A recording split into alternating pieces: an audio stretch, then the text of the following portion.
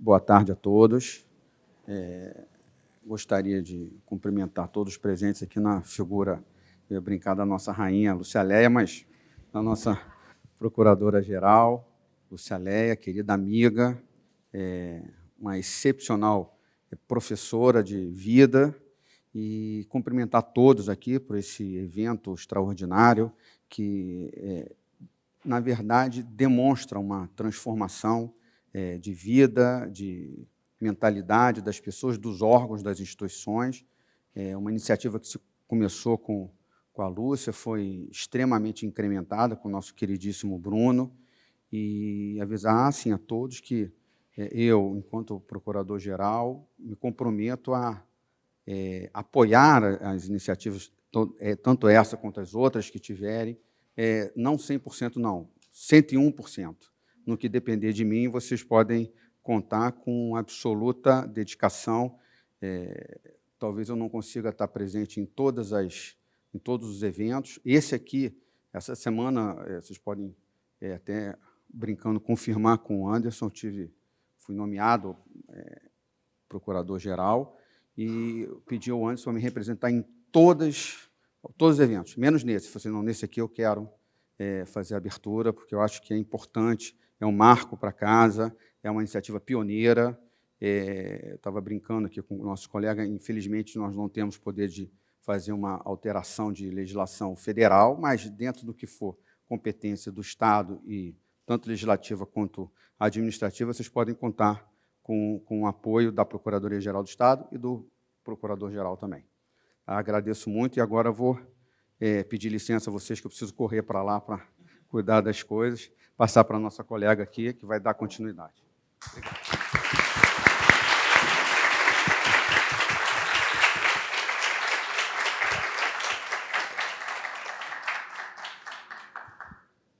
Olá a todos, boa tarde. É muito lindo ver o auditório lotado assim. Esse é um evento especial, histórico, na verdade. Nós já tínhamos tentado fazer antes, né? Precisamos adiar, mas hoje, por isso, é um dia muito feliz. Eu queria fazer vários agradecimentos aqui. Queria agradecer primeiro a presença de vocês, a presença das pessoas que não são da Procuradoria, que estão aqui, os familiares das pessoas que vão falar aqui hoje.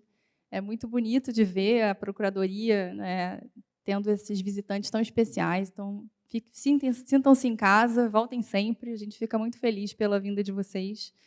Eu queria agradecer, começar pela coordenação do Daniel. O Daniel foi a primeira pessoa que disse: precisamos fazer um evento para comemorar a ADPF 132. E ele falava isso toda reunião, que a gente precisa fazer um evento, e a gente tem uma programação, etc. Então, foi ele que foi o missionário que o tempo todo falou isso.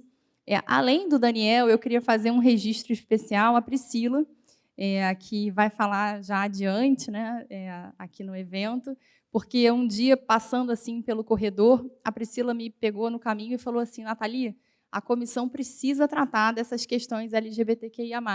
E ela me despertou isso, que era algo, quando eu aceitei, né, presidir a comissão, era uma comissão de promoção à igualdade de gênero, mas a gente tinha um primeiro foco, e foi ela que despertou em nós essa necessidade, e ela mostrou que a gente precisava também cuidar dessa pauta. Então, foi por causa dela também que nós começamos a tratar dessas questões na comissão.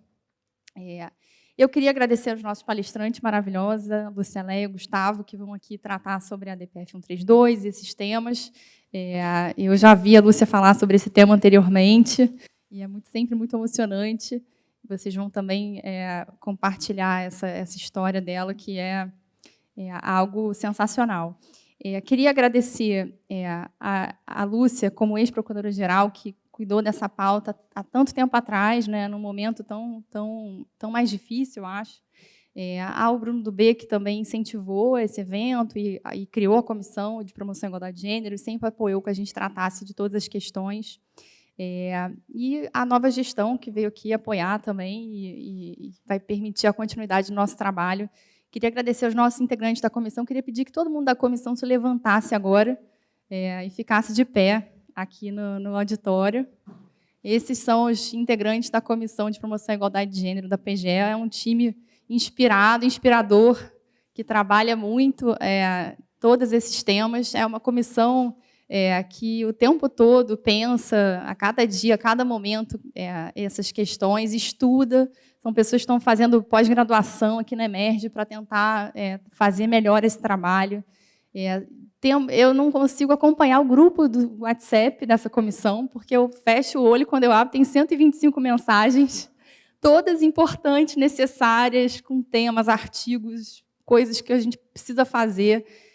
Eu quase peço que fosse uma lotação, eu teria trabalho o tempo todo nessa comissão, porque a gente está sempre com muitas ideias para trabalhar. Ontem, eu estive em São Paulo com alguns membros da comissão também, para a divulgação do resultado de um diagnóstico nacional, que vocês devem ter respondido. A gente divulgou aqui com bastante frequência o resultado. A gente teve 5.000 respondentes por todo o Brasil, nas procuradorias de todo o Brasil, e a PGE de São Paulo ontem divulgou o resultado desse diagnóstico.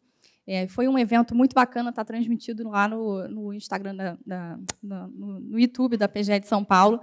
Eles divulgaram também o resultado do diagnóstico, como se fosse um e-book, né, com todos os resultados.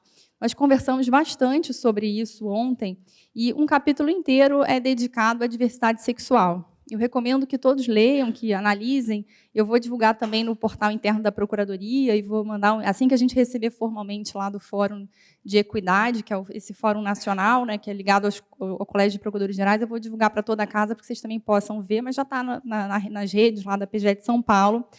E é um diagnóstico muito interessante, que mostra para nós é um retrato da nossa realidade nas procuradorias. Não é um retrato bonito, é um retrato difícil. O resultado mostra que as procuradorias do Brasil não representam a sociedade. Nós temos 80% de pessoas brancas nas procuradorias dos estados, que refletem mais ou menos o percentual aí do Judiciário, do Ministério Público. Uma média de 40% de mulheres, que também, aqui no Rio de Janeiro, nós somos 52%, né? Pelo IBGE, no último censo de 2022, mas aqui na Procuradoria nós temos 1/3 de procuradoras mulheres, e de servidoras a gente tem um cenário melhor, mais ou menos a metade. Então, as procuradorias elas não refletem esse retrato também em relação à diversidade sexual. Os números que mais me chamaram a atenção foram que, em relação era uma pesquisa com autodeclaração, né? E a gente chama de voluntária, com respostas voluntárias, e mais ou menos 94% das pessoas se declaram heterossexuais. Isso também não representa a sociedade. Eu não sei se nós não atraímos um público... agora não vou conseguir falar, gente. Se o nosso público não é diverso, ou então as pessoas têm medo de declarar isso numa pesquisa. E seja qual for a razão, é dramática e a gente precisa trabalhar para mudar isso. Ou a gente precisa atrair mais pessoas diferentes para que a Procuradoria represente a sociedade e possa prestar um serviço melhor à sociedade. A doutora Inês Coimbra, que é a Procuradora-Geral de São Paulo, ela sempre fala isso, e eu depois que eu vi, não parei de repetir. Não é só uma questão de justiça, é evidentemente uma questão de justiça, mas também é uma questão de eficiência.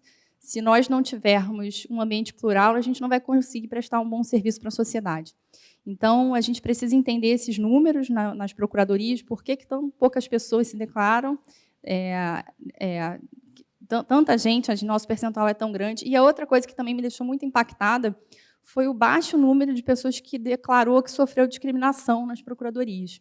É mais ou menos assim, 10% dos respondentes, o público. E eu falo assim, a média, porque o diagnóstico é dividido em procuradores, servidores e colaboradores. Então, tirando ali uma média, é mais ou menos 10%. Eu não acredito nesse percentual. Eu acho que as pessoas podem ter medo de declarar, ou, às vezes, não percebem a discriminação. Eu falo isso porque, no nosso diagnóstico aqui de 2021, nós perguntamos diretamente quantas pessoas tinham sido discriminadas na Procuradoria, e 1/4 das pessoas disse que já havia sido. Mas, quando nós perguntamos especificamente, dando exemplos de discriminação, metade das pessoas já tinha sido. Então, existe também uma questão de letramento importante, de qualificação, e esse evento aqui é uma ação nesse sentido, para a gente refletir sobre essas questões. Então, eu queria, fazendo essa breve introdução sobre o diagnóstico, convidando todos a verem os resultados. Eu queria chamar aqui para falar sobre a experiência dela, da Priscila. Quando eu divulguei esse evento, eu mandei especialmente para ela, porque ela tinha me parado no corredor. Eu falei, não, vou mandar para a Priscila para ela ver que a gente está fazendo um evento.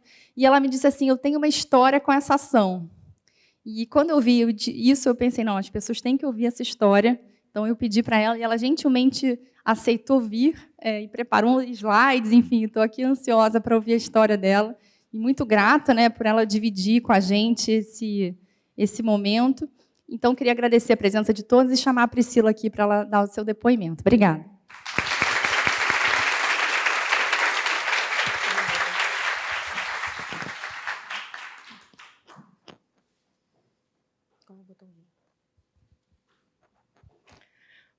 Boa tarde. Meu nome é Priscila, para quem não me conhece, eu sou coordenadora de publicação. E não é muito a pauta, mas eu sou uma mulher cisgênero, pansexual. Então, para quem não conhece as nomenclaturas, eu sou uma mulher cisgênero porque eu nasci mulher, fui designada como mulher e me identifico como mulher. E sou pansexual porque eu tenho interesse por pessoas, pouco importa como elas se identificam. Então, eu acho importante a gente falar sobre essas letras, e sempre é um ponto que eu sempre falo com a doutora Nathalie, com isso. A minha história com a DPF não é legal, não é contente, mas tem um final muito bonito. Então, pode colocar, Rodrigo, obrigada. A minha esposa não pôde vir, então eu trouxe algumas fotos da gente. A gente se conheceu em 2009. Eu tinha acabado um relacionamento com outra mulher, e eu já tinha namorado outros homens, né? E eu tinha na minha cabeça que eu precisava namorar, ter um namorado normal, dito normal.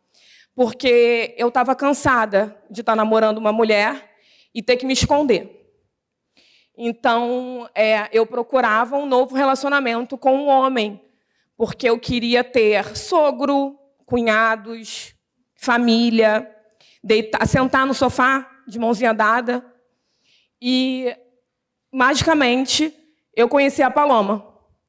A Paloma já era assumida pela família.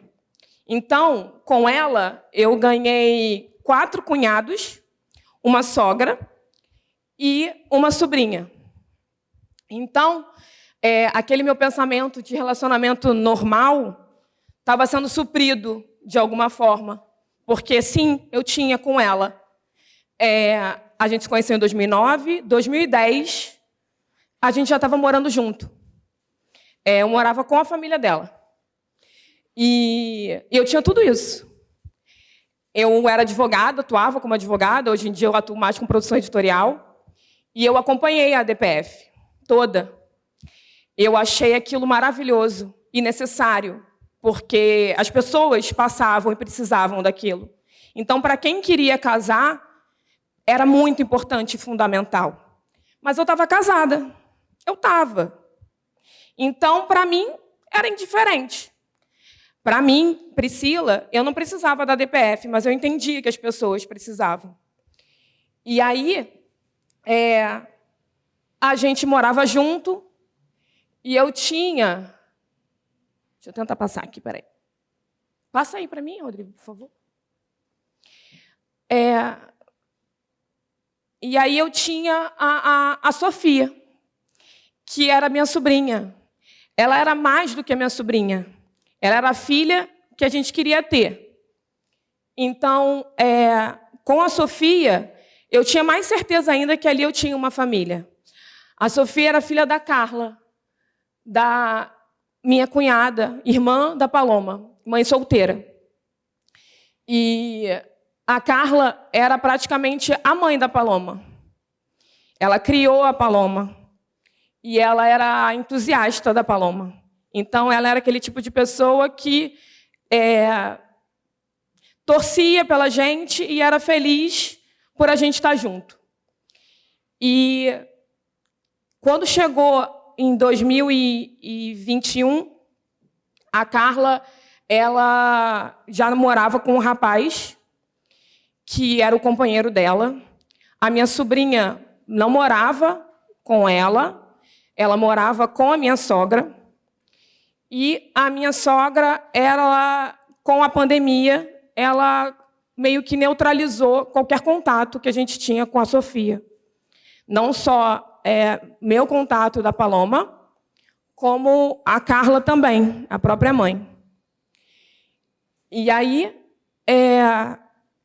em abril de 2021, a Carla era uma pessoa que tinha obesidade, quando entrar as fotos vocês vão conseguir ver, e ela tinha pressão alta. E o companheiro dela trabalhava no supermercado. Então, ele não era uma pessoa que podia fazer isolamento social. E quando ele chegou em casa, ele acabou levando a Covid para a Carla. A Carla ficou alguns dias internada e acabou não resistindo e morreu de Covid. Ali, eu vi que eu não tinha família. Eu achei que eu tinha. A minha sogra mostrou quem ela realmente era. A minha cunhada não tinha sido liberada do hospital ainda, o corpo. A minha sogra chorava na frente das pessoas. Mas quando as pessoas saíram da casa, ela me botou sentada e me perguntou se o companheiro da minha cunhada tinha direito a alguma coisa. E eu falei que sim, porque ele era companheiro dela. E a resposta da minha sogra foi: você não vai ajudar ele. Eu não quero que ele tenha direito a nada. Ela roubou os documentos no próprio hospital. E esse menino não pode sofrer o luto dele. Eu também não pude, porque o que a gente pôde fazer para proteger ele, a gente fez. Tanto eu quanto a Paloma. Ali a gente decidiu que a gente precisava fazer alguma coisa, que a DPF era fundamental. E que era por isso que a Procuradoria tinha feito toda essa movimentação. E era por essas situações que a gente precisava da DPF. Pode passar aí, Rodrigo. E aí a gente decidiu casar. E aí a gente, claro, casou só no civil, né? Lógico. Não fizemos grande festa, porque estava na época da Covid ainda, no finalzinho. Não foi lindo, mas também não foi tão tranquilo, porque efetivamente a mãe da Paloma, a mãe que a Paloma realmente considera como mãe, que era a irmã, não estava lá. A Sofia também não pôde ir. A Sofia não aceitou a morte da mãe e negou. Então, hoje em dia, a gente praticamente não tem contato com ela. E o casamento era fundamental, porque era um dos pedidos da Paloma, era pegar a guarda da Sofia. Não era só um pedido da Paloma, era um pedido da Carla. Eu contei até isso para a doutora Nathalie, que eu, fazendo a revisão da revista 75, eu vi um artigo do doutor Luiz Marcelo, que falava sobre multiparentalidade. E aquele artigo foi fundamental para a gente, porque ali a gente viu que era possível colocar o nome da Paloma como mãe da Sofia junto com a Carla. Mas não deu tempo. E com a morte da Sofia, com a morte da Carla, perdão, a Sofia chegou a falar que a Paloma agredia ela. E tudo que ela pôde fazer, junto com a minha sogra, para afastar, a minha sogra fez. E a gente casou. Para isso, para me proteger da família dela e proteger ela da minha família. Não que minha família seja perfeita, porque a gente também não sabe quando vai acontecer. Mas, para não dizer que é só uma história triste e que a DPF foi fundamental para mim, hoje a gente está 2 anos de casado, eu nunca, em momento nenhum, senti vontade e necessidade de sentar com a minha mãe e falar que eu era namorada da Paloma. A mamãe via a gente juntas e rolava quase aquele: eu finjo que ela não sabe, ela finge que não sabe, e a gente vai levando a vida. E foi assim. Só que quando a gente decidiu casar, eu falei assim: gente, não dá, eu preciso falar. Mas eu não tive coragem. E minha mãe, que está sentada ali, que também é advogada, ficou sabendo do meu casamento pelo Diário Oficial. Quando saiu os proclamas. E foi assim, assim, a história, eu acho que é a melhor parte. Eu estava num shopping, meu telefone tocou, eu atendi, e ela do outro lado, você vai casar com a Paloma? Aí eu, vou. Ela, tá. E desligou o telefone. Minutos depois ela me ligou, a gente conversou, e como ela fala, ela ganhou mais uma filha. E sim, ela estava no meu casamento. Ela foi na festa. Gente, é isso. A DPF é para isso. Foi para isso. E eu vi a importância quando eu senti na pele. Quando a gente pensa que só acontece com o outro, eu vi que estava bem mais perto do que eu podia imaginar. Obrigada pelo convite.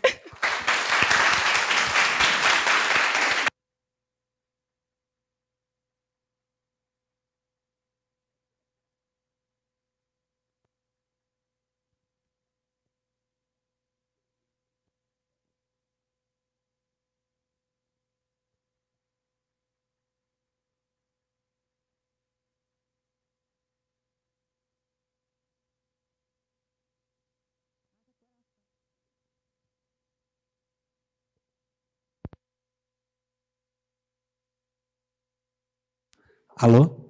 Tá. Bom, já não bastava o nervosismo de ser a primeira vez falando aqui na casa, ainda tem que falar depois de um depoimento desse. Vamos lá, vamos recobrar as forças. Enfim, começar com os agradecimentos, naturalmente.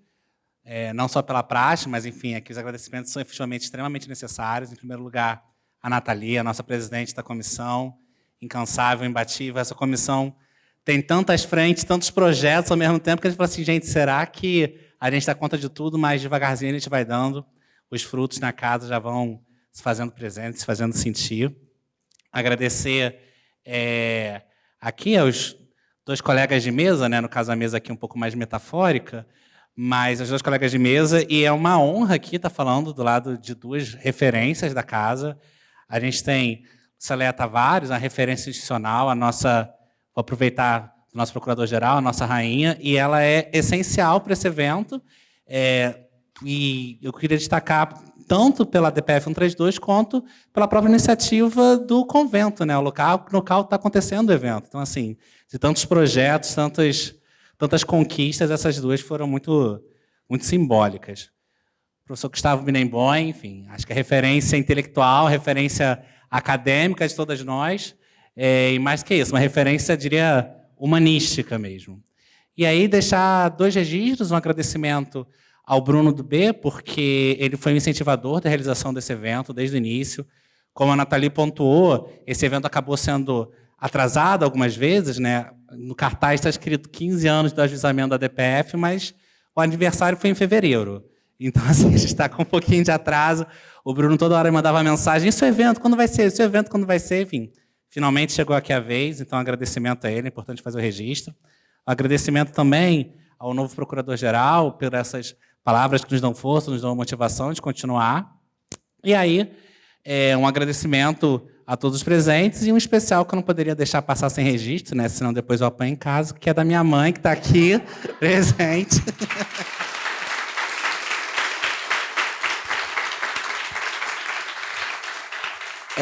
Eu preparei uma fala muito breve, né? Porque eu acho que, enfim, o que eu puder contribuir aqui para a gente ouvir as palavras dos demais colegas vai ser produtivo, pensando sobre a história da garantia dos direitos LGBTQIA+, no Brasil. Essa é uma narrativa que, do ponto de vista acadêmico, ela tradicionalmente é feita a partir da ideia da judicialização, a partir da ideia da garantia pelo Poder Judiciário, que está relacionado até ao tema do evento de hoje, né? Porque a gente está falando justamente de uma ação judicial. Mas eu queria refletir sobre uma outra maneira. Qual seria o papel, de que outras formas a advocacia pública pode atuar na garantia dos direitos LGBTQIA+, pode atuar no desenvolvimento dessa agenda, dessa pauta. Por quê? Como eu falei, os direitos no Brasil, dessa comunidade, eles vêm sendo garantidos via de regra, pelo menos essa é a narrativa corrente, pelo Poder Judiciário e pelo STF, em particular. E aí se coloca essa atuação essa judicialização, essa busca pelo judiciário, como uma resposta a um fechamento colocado pelo Poder Legislativo, que a gente tem, enfim, conservadorismo, a gente tem uma crise de representatividade, a partir do momento que as arenas parlamentares elas não atendem a contento as demandas trazidas pela sociedade civil, se busca o judiciário, dentro daquela ideia de função contramajoritária, tutela de direito das minorias, até mesmo ideia de judicialização da política, o movimento vai buscar o Poder Judiciário. Mas aí, essa história, de um lado, o Poder Judiciário, de outro lado, o Poder Legislativo. Tem aí um agente, tem alguém faltando nessa história, que é o Poder Executivo. E qual é o papel que o Poder Executivo tem na garantia dos direitos LGBT? Ou antes, no tema dos direitos LGBT de maneira geral. Porque aqui, quando a gente pensa na atuação do Executivo nessa área, a gente tem uma atuação historicamente ambivalente. E aqui eu estou falando, enfim, do Poder Executivo em todos os níveis federais, historicamente, porque a gente tem experiências muito diversas ao longo da história, ao longo dos diversos entes. A gente tem desde experiências bastante recentes, de um fechamento à pauta mesmo, de um enfrentamento, de um recrudescimento de uma agenda neoconservadora de defesa da família, né? E aí a Priscila está provando que essa família que está sendo defendida é uma ideia de família muito excludente, que a gente pode ter ideias de família pautadas efetivamente no amor. Mas, enfim, além dessas possibilidades, a gente também tem outras atuações possíveis do Poder Executivo. Então, a gente tem, de um lado, inércia, ou então enfrentamento, mas a gente também tem ideias políticas interessantes historicamente. A gente sabe que o Brasil, nos anos 90, por exemplo, foi um país pioneiro e uma referência mundial no enfrentamento do HIV e AIDS. Isso muito por conta da atuação de secretarias estaduais de saúde. Secretaria Estadual de São Paulo, por exemplo, distribuindo os coquetéis antirretrovirais, foi um marco na história do Brasil. A gente tem aqui no estado do Rio, o Programa Estadual Rio Sem LGBTfobia.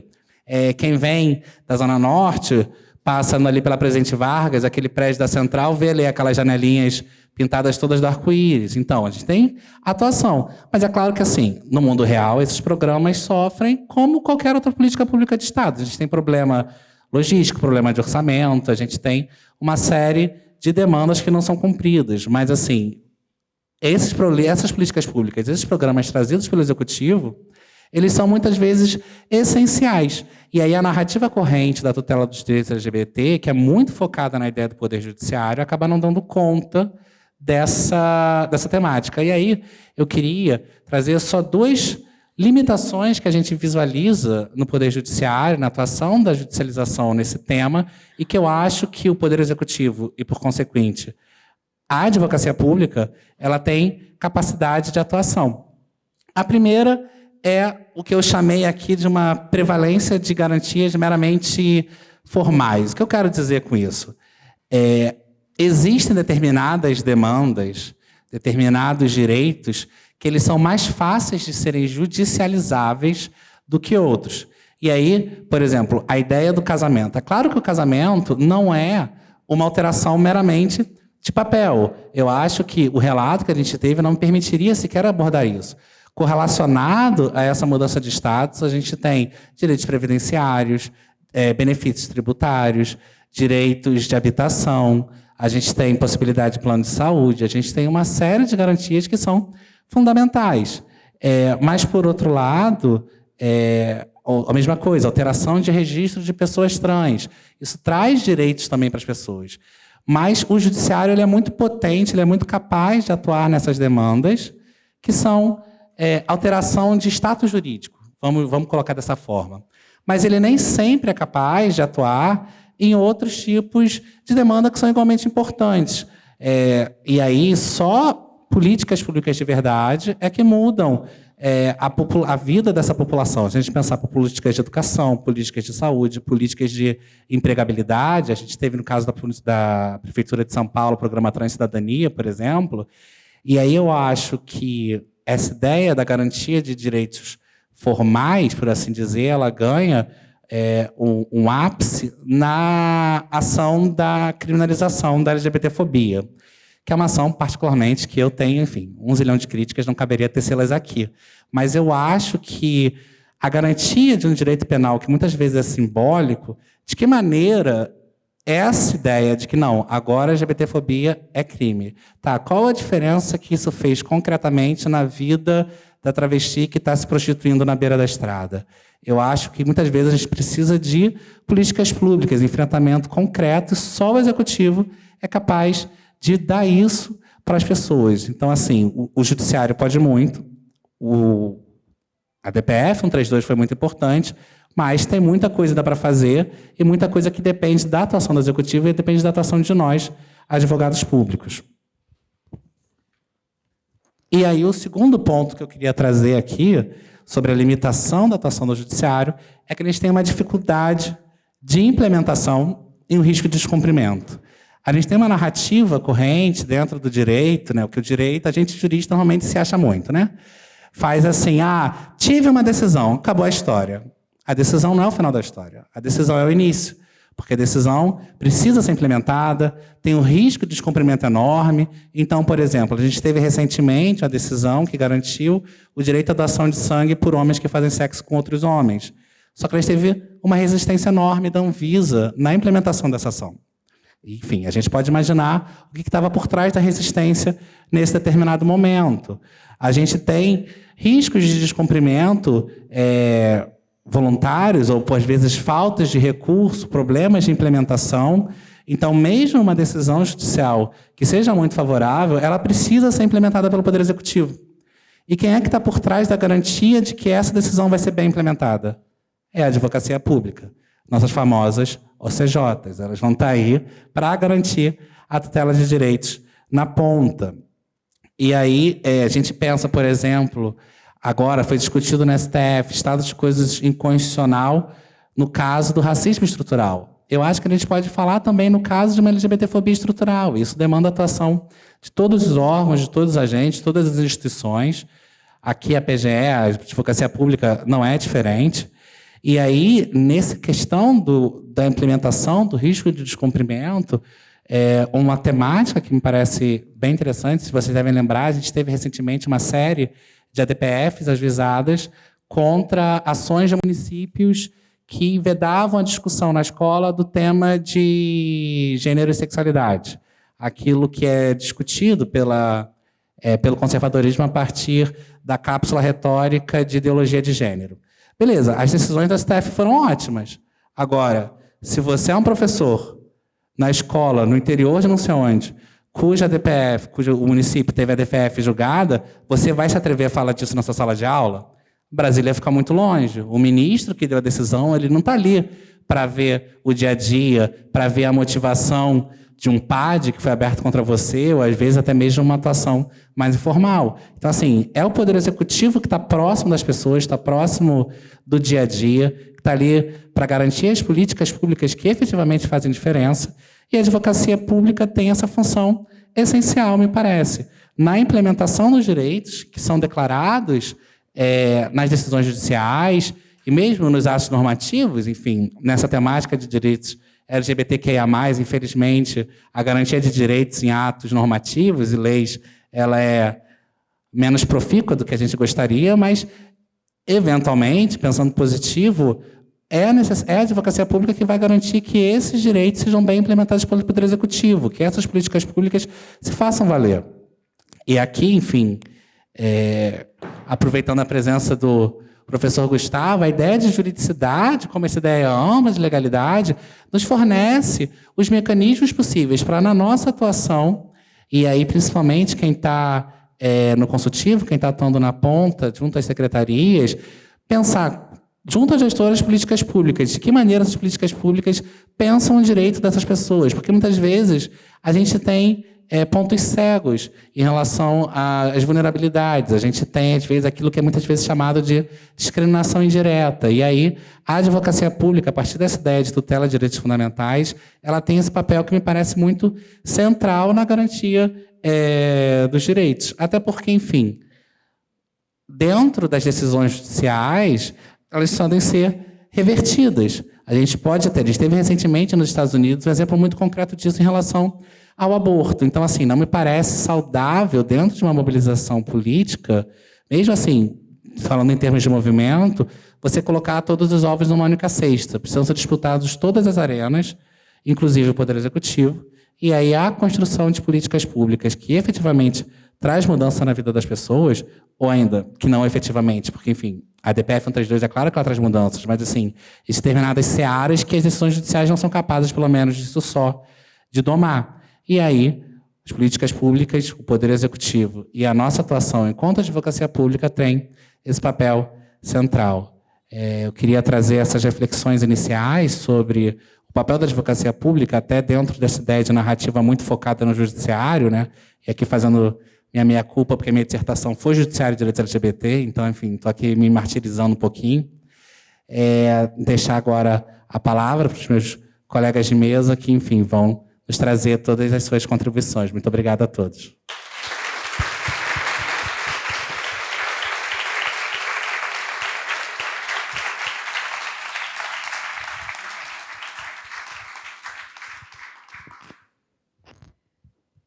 Olá, boa tarde a todos, saudando aqui as pessoas que nos assistem, na pessoa do Gustavo, do Daniel, Nathalie e da Analícia, presidente da Comissão contra o Racismo Estrutural, da qual eu faço parte, e ela preside. Para mim, como sempre, uma emoção muito grande vir falar aqui. Eu fico super satisfeita, contente e feliz de estar aqui.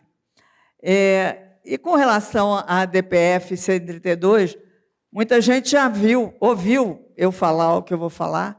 A minha ideia apenas é contar a historinha, né? Porque, enfim, eu fiquei 10 anos nesse cargo e muita água rolou, né? E, nesse caso aí, a gente estava em 2008, e que era uma época bem diferente de hoje, né?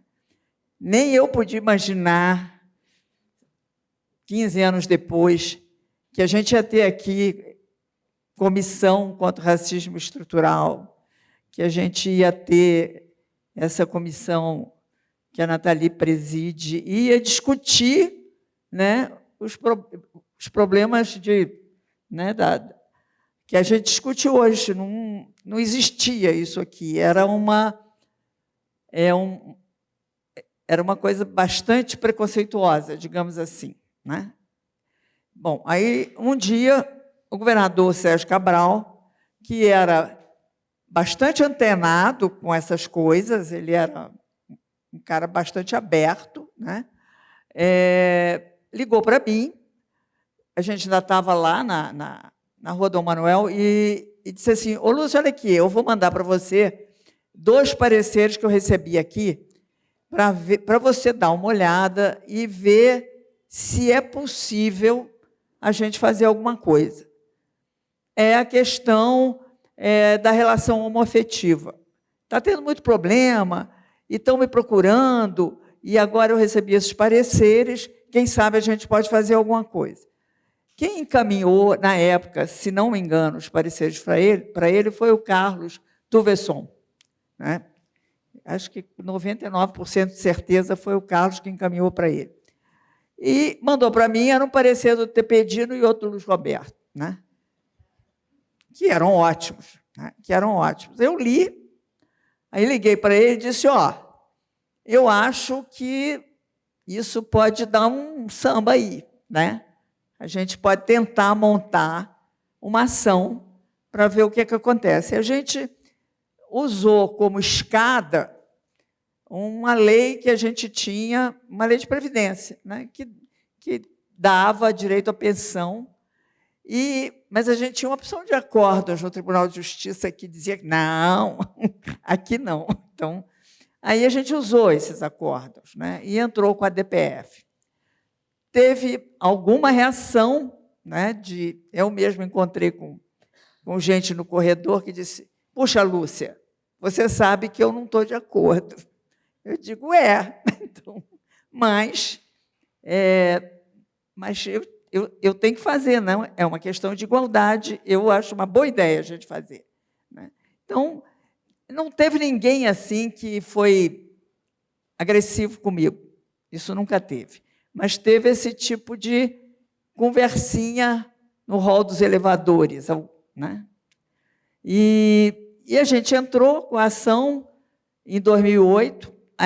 Esses pareceres eles tinham instruído uma representação à Procuradoria-Geral da República, mas a Procuradoria-Geral da República demorou muito a tomar a iniciativa.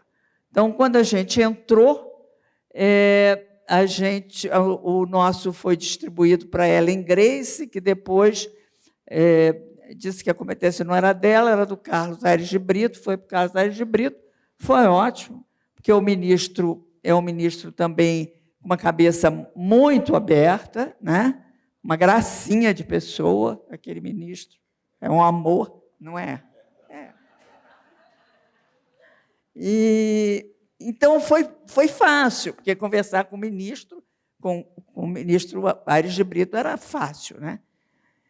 Mas um mês depois, alguém protocolou uma petição falsa, desistindo da ação, supostamente assinada por mim, né? E claro que não tinha sido eu. E aí o Aldi, que era o procurador responsável em Brasília, teve que protocolar uma dizendo, não, isso não é verdade e tal. Obrigada. E aí nós entramos com a petição, pedimos uma investigação que acho que nunca deu em nada, nunca soube quem é que fez aquilo. Demorou um pouco a ser julgada. Eu e o Aldi, que acabou de se aposentar e que é um brilhantíssimo advogado, nós dois falamos com todos os ministros do Supremo, sem nenhuma exceção. A gente foi de gabinete em gabinete, conversando sobre o processo. Foi, assim, um trabalho permanente durante algum tempo. E depois parou aquilo, eles custaram um pouco a levar a julgamento, porque nós entramos em 2011, só foi julgado em 2011, né? 2008 para 2011.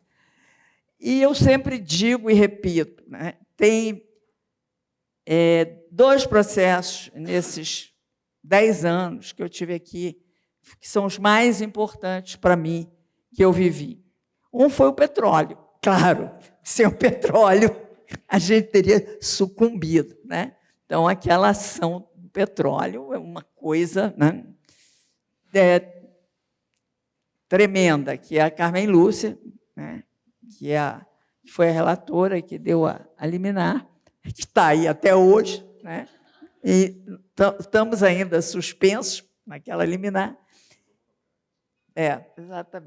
Exatamente, decisão monocrática. E essa ação, né? Essa ação, porque nem eu, quando assinei aquilo, tive a exata noção do que era, né? Porque a ação ela pedia que fosse reconhecida a relação existente entre pessoas do mesmo sexo e que fosse a elas dados os mesmos direitos, né? Então, e a decisão foi essa. Depois, anos depois, eu pensava assim, gente, eu não imaginava que esta ação fosse permitir não só que as pessoas assinassem as escrituras de união estável, mas que as pessoas casassem, as pessoas pudessem adotar filhos, as pessoas pudessem colocar nas certidões de nascimento o nome dos 2 pais ou das 2 mães. Então, na verdade, a ação, em termos de propiciar a igualdade das pessoas, foi uma coisa espetacular. Eu mesmo acho que foi espetacular, mas eu só tive essa noção depois. É engraçado, né? O julgamento foi um negócio extremamente emocionante, foi o único julgamento da minha vida. Eu estava sentada aqui na primeira fila, com o áudio do lado, e o Luiz Roberto ali, porque é muito perto, né? A tribuna da onde a gente começa a ficar sentado. E o Luiz Roberto falando. O Luiz Roberto foi meu colega de concurso, foi o cara que falou na minha posse. E ele era muito jovem e já falava esplendidamente bem. E aquelas alturas do campeonato, ele era o craque do craque. Eu tive vontade de chorar. Não podia chorar, porque estava sentada ali, de perna cruzada, procuradora-geral do Estado do Rio de Janeiro sendo filmada, né? E o Luiz Roberto falando, mas foi muito emocionante, porque o discurso dele era o discurso pela igualdade, pela injustiça, pelo sofrimento do outro, né? Então, foi maravilhoso.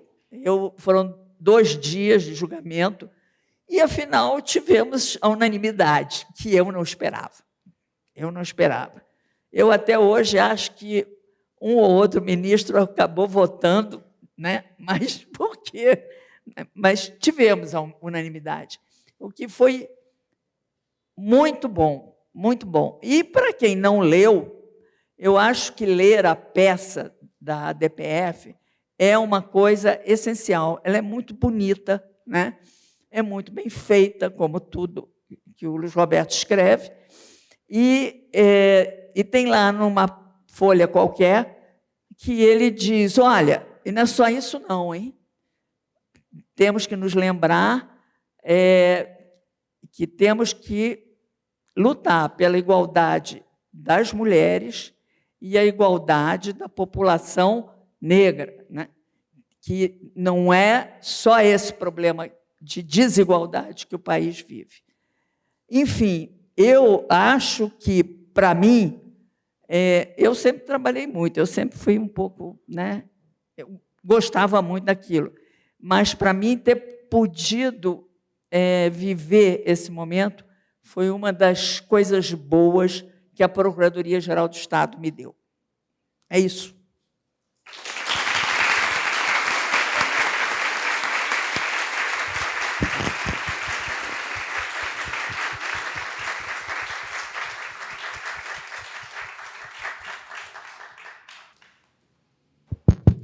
Bom, boa tarde a todas e todos que se designem de outra forma também. Eu fico muito, muito honrado, feliz de poder participar desse momento. Queria agradecer a Nathalie, ao Daniel, a possibilidade de compartilhar desse dia de memorialização em conjunto, que é isso que significa comemorar, né? E sob a inspiração assim da presença das 2 mães aqui já anunciadas, tanto da Priscila como do Daniel, que a gente está falando das mães, das avós, dos pais, dos avós de todos nós, né?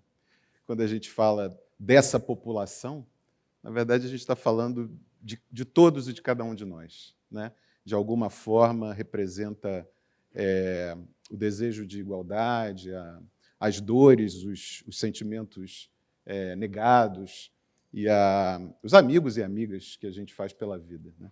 Então, eu fico feliz que, já em março, completando, aí, se eu chegar até lá, 28 anos de carreira, né? Não é a experiência da Lúcia, a Lúcia me viu tomar posse em 1996, mas que eu tenha chegado a esse dia, né? De ver uma comissão de igualdade racial presidida pela Analício, a comissão de igualdade de gênero representada aqui pela Nathalie, e o Daniel Cardinale, que já é de uma geração que não apenas se assume, mas tem orgulho do que é, né? Quer dizer, isso a partir de uma formação sólida, para nosso orgulho, dada pela sua família, em primeiro lugar, mas pela Universidade do Estado do Rio de Janeiro.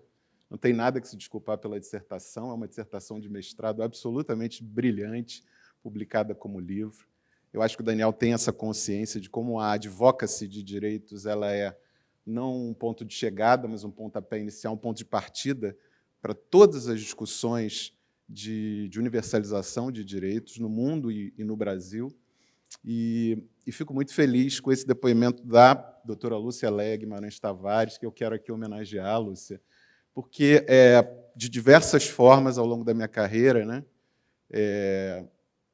a Lúcia demonstrou uma preocupação muito grande da atuação da Procuradoria-Geral do Estado em defesa dos direitos humanos, especialmente das populações mais vulneráveis, né? A Lúcia há de se lembrar que, as primeiras discussões sobre a lei de ações afirmativas para a população negra e para os indígenas, a Procuradoria participou e atuou decisivamente em defesa dessa lei.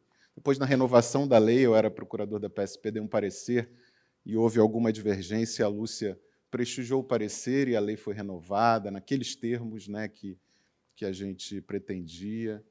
Em muitas outras situações, a sensibilidade da Lucélia sempre me chamou muita atenção. Me lembro de uma discussão muito séria, que é uma discussão sobre liberdade religiosa e igualdade, que era da população das testemunhas de Jeová, que não queriam receber transfusão de sangue.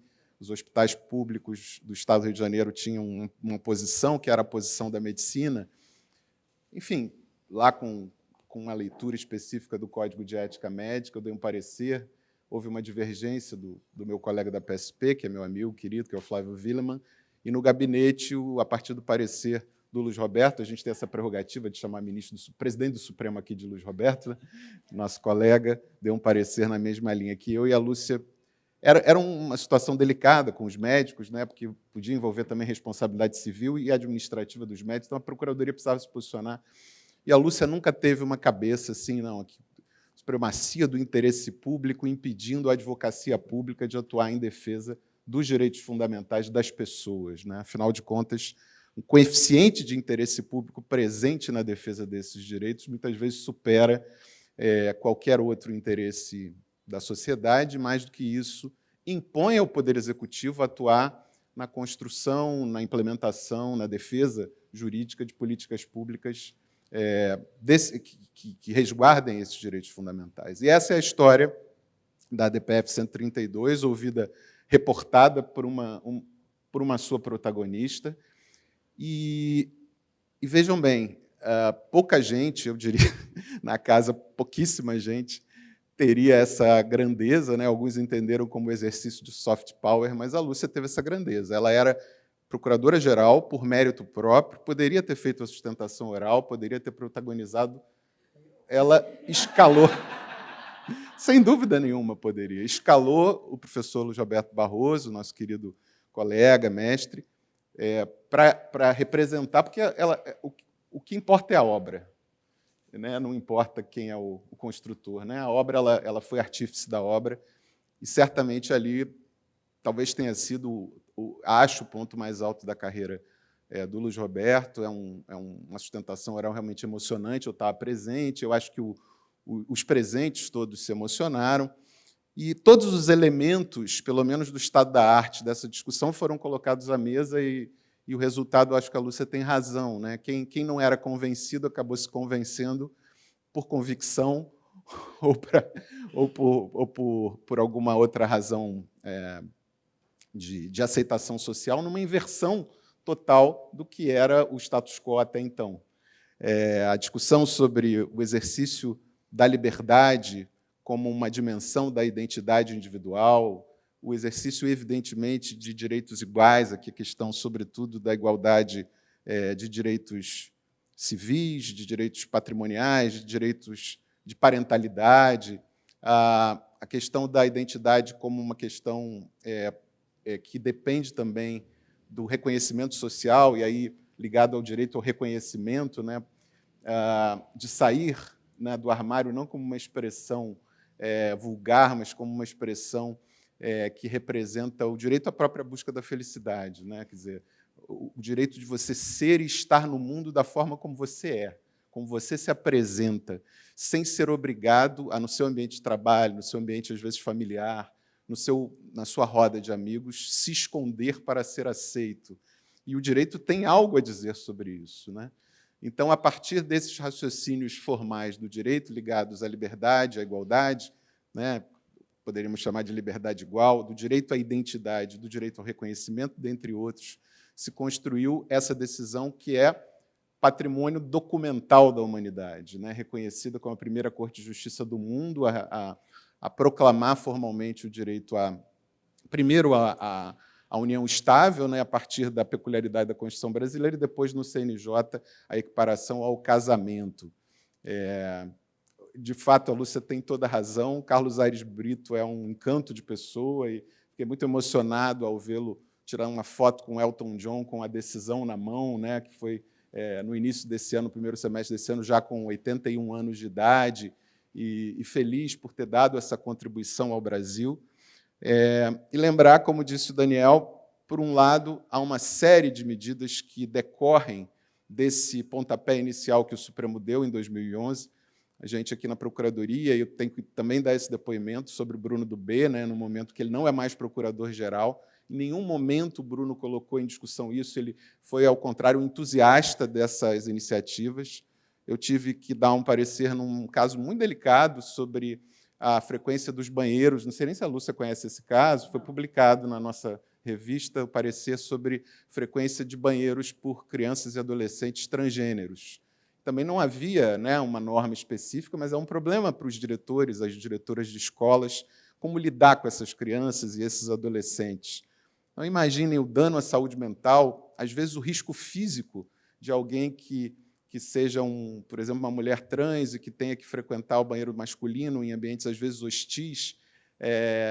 E aí não houve nenhuma dúvida, eu dei o parecer, o Flávio Amaral, que era o meu chefe à época, estou me acostumando ainda com a sucessão na Procuradoria, o Bruno do B deu visto e esse assunto virou um parecer que corre vários estados e que está orientando, vamos dizer assim, a jurisprudência administrativa, e só para dar um exemplo de como as políticas públicas podem e devem ser orientadas a partir desses direitos fundamentais. Por outro lado, acho que a Lúcia tem razão, 2008 parecia um outro mundo, bem mais hostil a essas discussões, mas também um mundo menos polarizado. Por um lado, avançamos institucionalmente, por outro lado, regredimos a uma situação de quase barbárie nessa polarização.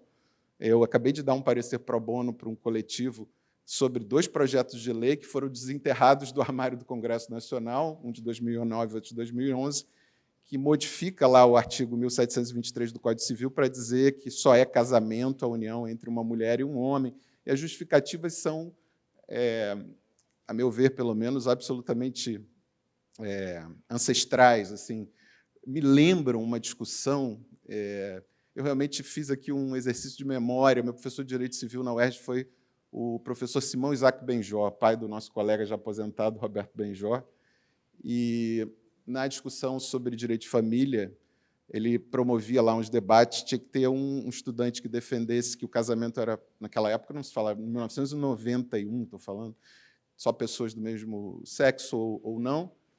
E aí um colega meu, querido, meu amigo até hoje, que era militante católico da Opus Dei, para quem não sabe, uma prelazia, não sei se ainda papal, mas considerado de direita da Igreja Católica, contra, e eu me voluntariei para defender, né? E o debate foi muito, muito interessante, porque eram os mesmos argumentos, né?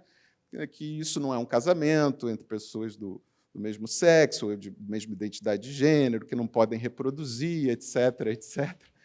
E, naquele tempo, assim, eu tive que fazer uma pesquisa totalmente em literatura estrangeira, né? Pelo menos não era algo no Brasil tão articulado, né? Você fala assim, não, os usos da genitália humana, né? Ele fala, não, mas isso isso vem com manual de instruções. Olha, não, na literatura norte-americana já se fala há muito tempo que isso é um direito a um não dever. Cada um faz uso, né, para estimulação erógena, para reprodução, para conjunção carnal, se quiser, quando quiser, como quiser, do jeito que cada pessoa se sentir feliz, do jeito que possa ser.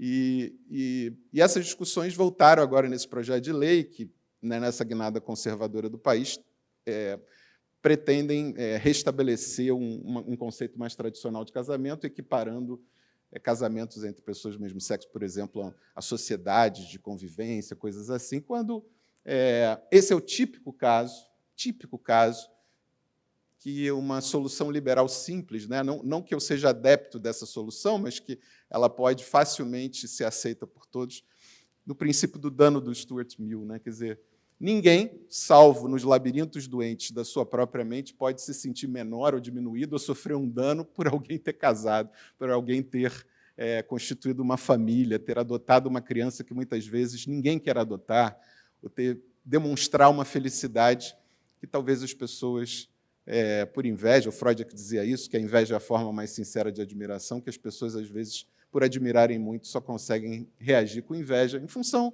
dos seus preconceitos, da sua criação, da antiguidade, né, da sua visão de mundo. Então, assim, eu acho que a Procuradoria-Geral do Estado, ao ter essa iniciativa, é legítimo, né? Acho, evidentemente, que houve uma determinação política de cima, e a Lúcia, com a sua dignidade conhecida por todos, dá o crédito ao governador de então, que foi o governador Sérgio Cabral. O Tufson foi secretário dele, né? Tem até uma prima que é a juíza de direito, a Alessandra. Mas quem fez o trabalho todo, né, foi a Procuradoria-Geral do Estado, né, articulado com os movimentos sociais, articulada com todos os políticos que se engajaram, mas a advocacia é assim, né, e o resultado foi esse resultado que nos permite desfrutar de um depoimento como esse que a Priscila nos dá a respeito da sua própria vida, né. Eu brincava com o Luiz Roberto à época, uma militante feminista, eu esqueci o nome, uma grande professora de Brasília, falou assim: seu discurso foi muito paternalista, muito meloso, porque você fala muito do direito à felicidade, o que importa na vida são os nossos afetos. Isso envolve igualdade e liberdade. Eu falei, Luiz Roberto, você poderia ter falado até que é o direito igual à infelicidade para quem quer se casar. Para não ter nenhuma visão paternalista a respeito disso. A partir do momento em que há igualdade a todos, as pessoas podem ser igualmente infelizes, podem fazer escolhas, desfazer, podem se trair, podem arrumar amantes, podem cometer erros. Outro dia eu vi o ministro dos Direitos Humanos falar, Alice, que ele, na posição que ele está, ele não pode cometer nenhum erro.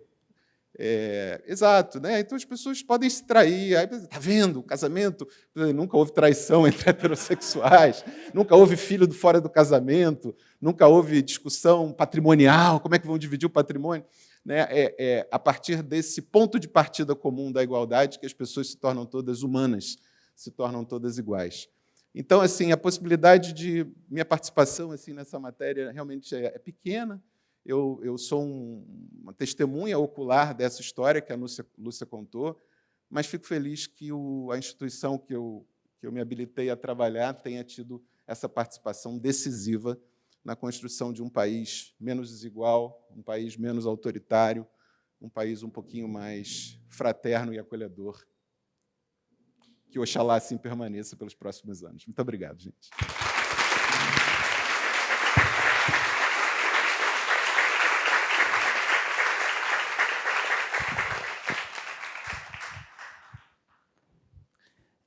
Bom, pessoal, eu acho que agora, de praxe, seria para a gente abrir para as perguntas. Se alguém tiver uma pergunta, quiser também trazer um depoimento, uma contribuição, estamos aqui. Quem quiser, é só levantar a mão. Bom.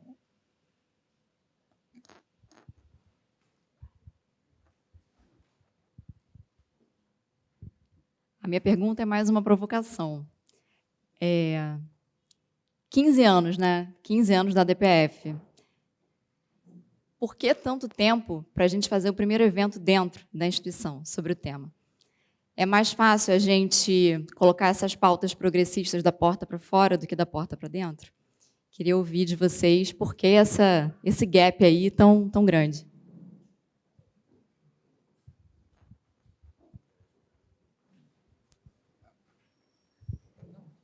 Não, eu só ia falar que a gente que está em estágio probatório, vou deixar para os meus companheiros aqui responderem antes de mim, depois eu só secundo as palavras.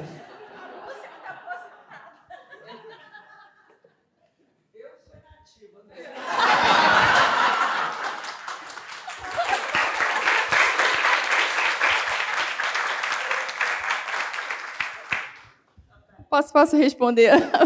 Eu vou tentar, já que eu já estou confirmada na carreira. É uma ótima pergunta, Fernanda. Eu acho que as procuradorias, como parte do sistema de justiça, enfim, a gente está ainda evoluindo, né, se desconstruindo. Eu vi esse diagnóstico ontem e a gente percebe como que nós ainda somos injustos, né, desiguais, nosso acesso é desigual.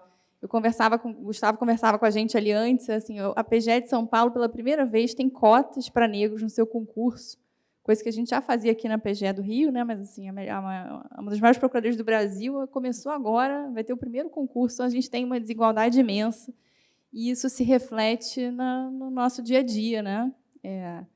A gente precisa melhorar isso. Nós precisamos de pessoas negras, precisamos de mais pessoas que se declarem, que cheguem como o Daniel, derrubando. Eu acho que talvez tenha sido por causa do Daniel. Se não fosse ele... Como que é importante pessoas como o Daniel se afirmarem e mostrarem essas pautas para a gente. A gente precisa de alguém que chegue, né, e derrube os tijolos.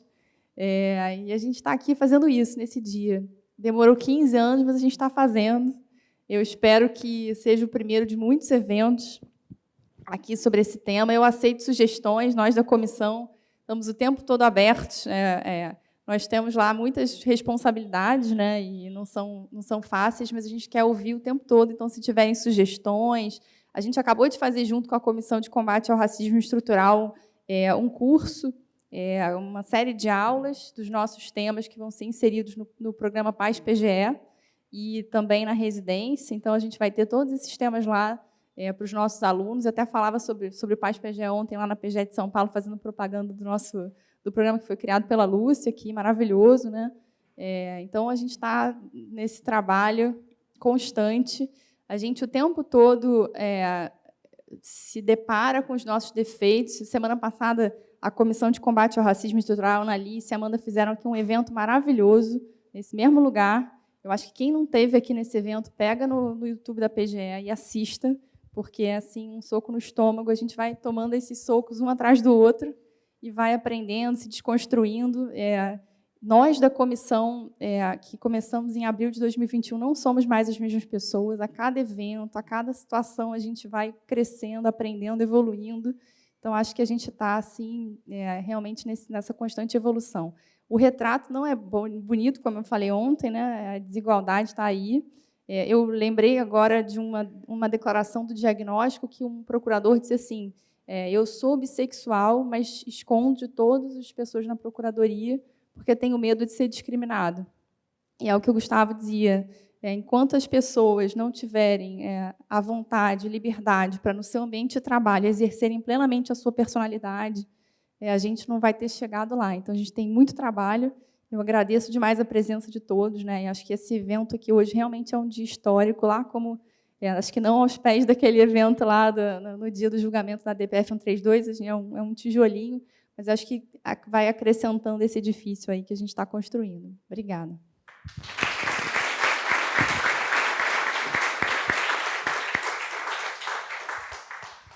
Mais alguém quer fazer alguma pergunta, alguma consideração? Bom, em não havendo mais perguntas, vou declarar encerrado o evento, e que seja só, como a Nathalie bem disse, o primeiro de muitos para a discussão desse e de vários outros temas que são, enfim, prementes. E aí, quando a gente trouxer outro tema, a Fernanda pergunta: por que só discutindo esse tema agora também? Pode deixar, Fernanda, a gente vai trazer muitas questões. Exato. Muito obrigado a todos. Só pedir para a gente fazer